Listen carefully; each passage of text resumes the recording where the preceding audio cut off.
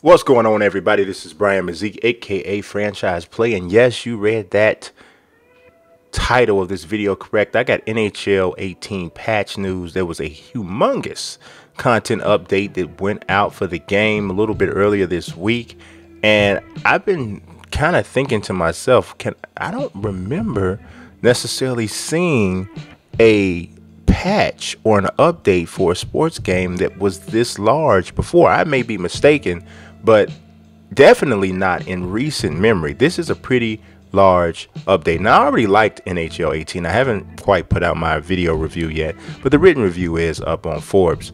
But I liked NHL 18 already. I thought that it took some nice steps. Still some things they need to do, but some of those gaps that I spoke about in my review are actually been somewhat addressed within this content update.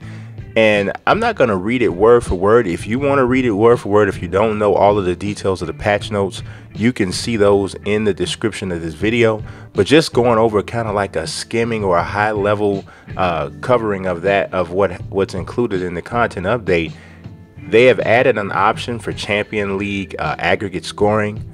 They say they improved the face-off formations during 3-on-3. They got some stuff that they've done the NHL 3s, including updating the face-off camera timing in that particular mode. They've enhanced puck physics, which I already liked. Offensive and defensive AI have been touched.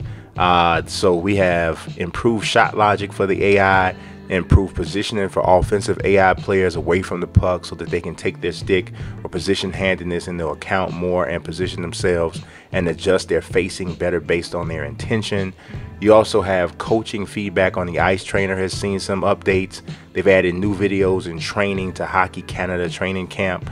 And they've also added support for button deeks in coaching feedback and Hockey Canada training camp. As far as offense, they have added the ability to blend back into skating faster out of deking. They have added improvements to skaters that were missing the puck too often if they were directed to perform a shot without picking up the puck first. So we're talking about one-timers and shots from loose pucks. I can kind of see that. There were times that I would try to set up a one-timer and it just felt like maybe my player was a little bit slow in being able to fire a shot off.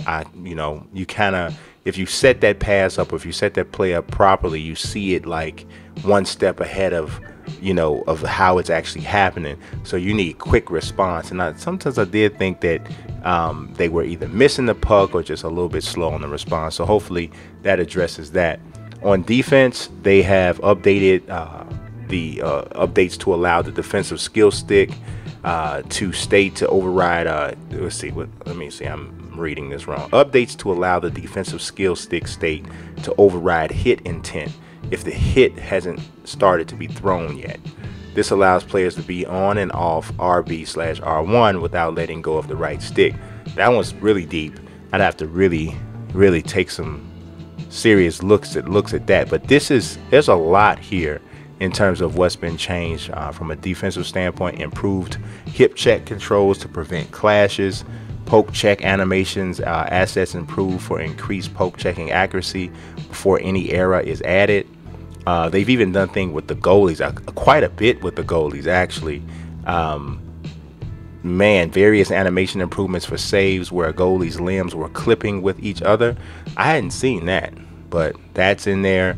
As we talked about, Hockey Canada training camp, Hockey Ultimate Team has seen some updates. The end of round competitive seasons reward screen will now show in the HUT hub rather than the user needing to enter the season to claim their rewards. Online play has seen a lot. So has EA SHL. Game modes. Now this is the part of it that I really liked. They've done some things for franchise mode and season mode. So they added season modes for additional leagues like the EBEL, the Hockey Allsvenskan, I think I said that right, and the Champions Hockey League tournament. They've added division realignment for franchise mode. That's pretty sick. So that allows users to move teams around within the divisions before the start of a franchise mode. They've also added the ability to allow the user to edit their custom or relocated team's jersey and mascot during the off season in franchise. That is great. and there's a ton more related to the different modes.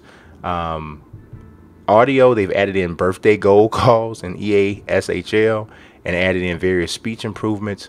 The presentation has gotten an update, as has the art. So it's a lot here. It's a lot here that was updated. I encourage you to look in the description to take a look at all of the different updates, because it is quite expansive.